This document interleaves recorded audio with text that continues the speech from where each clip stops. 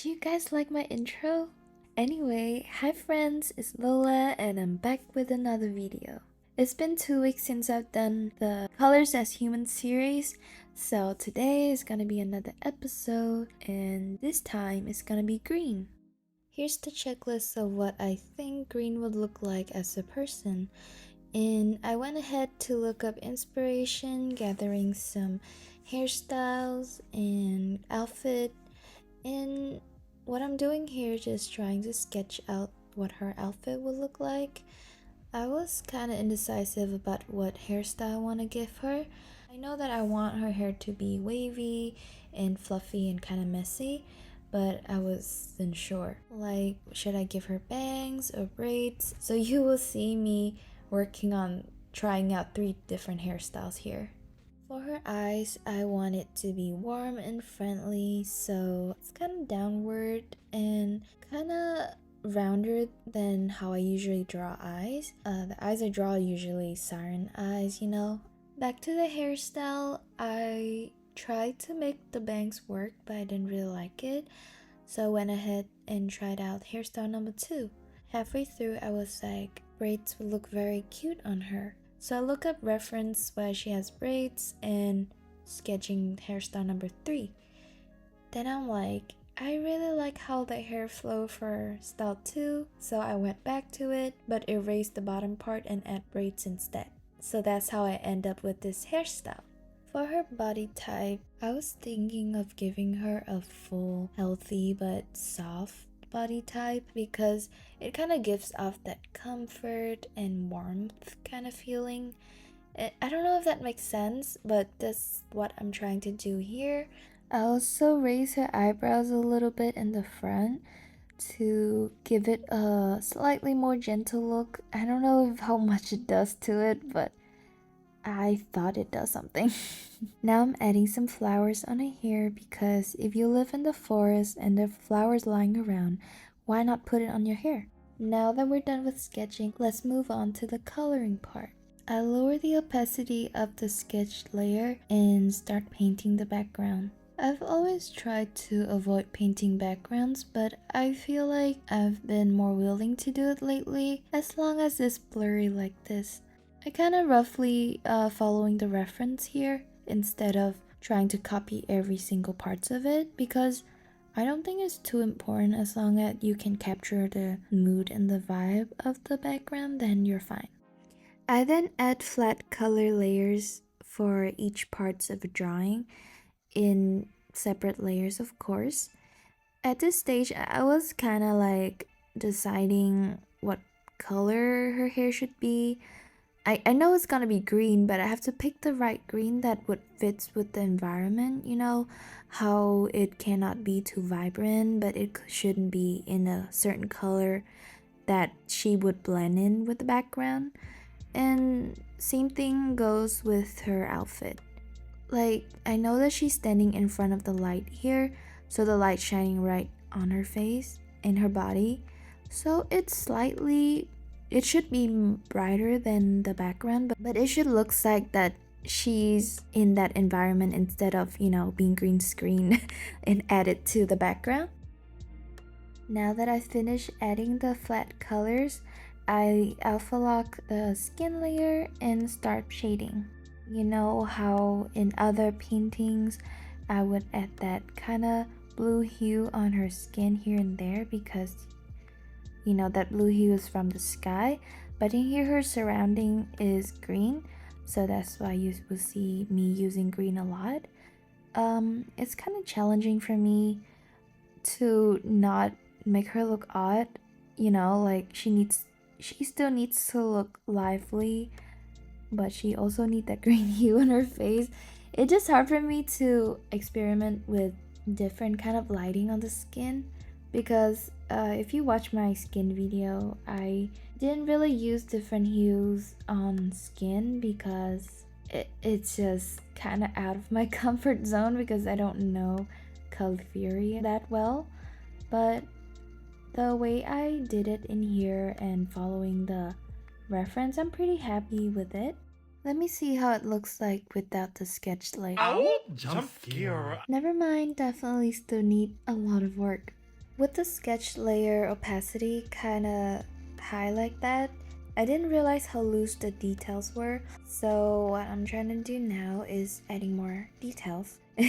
And as you can see on the reference, the exposure on her face is very high as the light hits straight on her face. So a lot of the details got washed out, so it was kind of hard to give her enough details without making it too harsh, that is too detailed. Now I give her some highlights and then move forward to her eyelashes. I want it to be pointing sideways and downward instead of like, you know how it's pointing upwards like how I usually draw lashes, because I really want her to be as gentle as she can. I also give her a little bit of Eggo Salve to make it look like she's also smiling with her eyes. Does that even make sense? I added a very bright color around her chest and lower neck area here, and using that same color to go over the highest points of her face to bring out the shine where the light hits. Moving on to the hair, I think this part was the most challenging because the reference have a different hairstyle, especially the braids part comparing to what I'm trying to paint. So I had to imagine where the light and shadow would be and using different reference for the braids. What I'm doing here is turning off the background layer so I can see the silhouette of the hair better. I added the hair strands and used the Lofi tool to fix the shape of the hair. I should be doing this step before adding the highlights to the hair, but oh well, it's a bit backward this time. I then lock the layer and start adding details to the hair. The highlight I added earlier was kind of messy, so I used soft airbrush here and there to soften the details a little while adding some hair strands. I tried to pay attention to what area would be the brightest and which would be the darkest.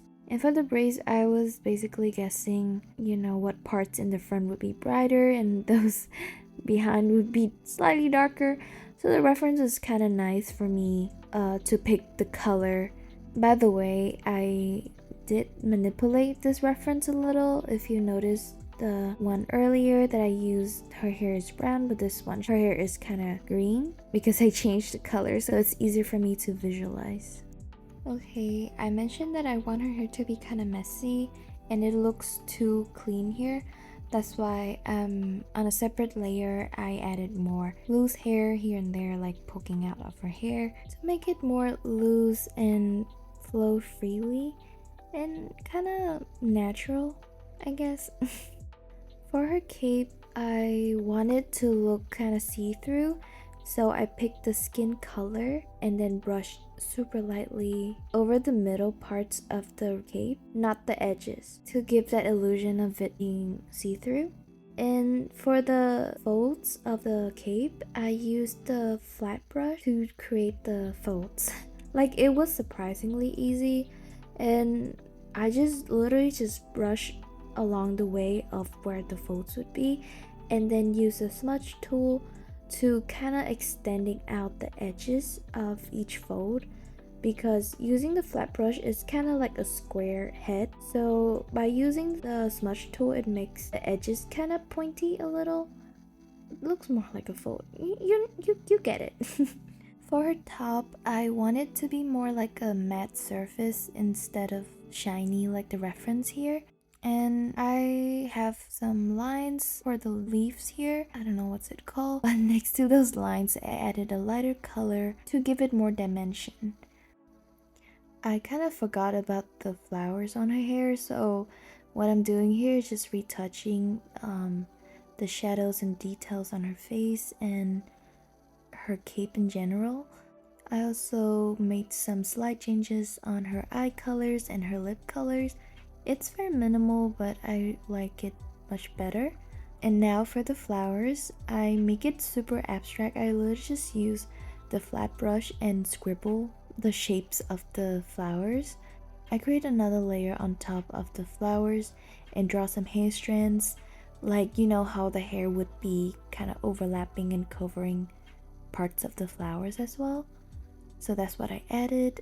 So after adding details to everything, I saved the painting as a flat PNG and I import it back into this canvas and start doing some retouching, mostly using the Lofi tool to reshape the proportion of the whole painting and some little paint over, like adding some shadow under her chin or fixing the cape a little. Here's a quick comparison.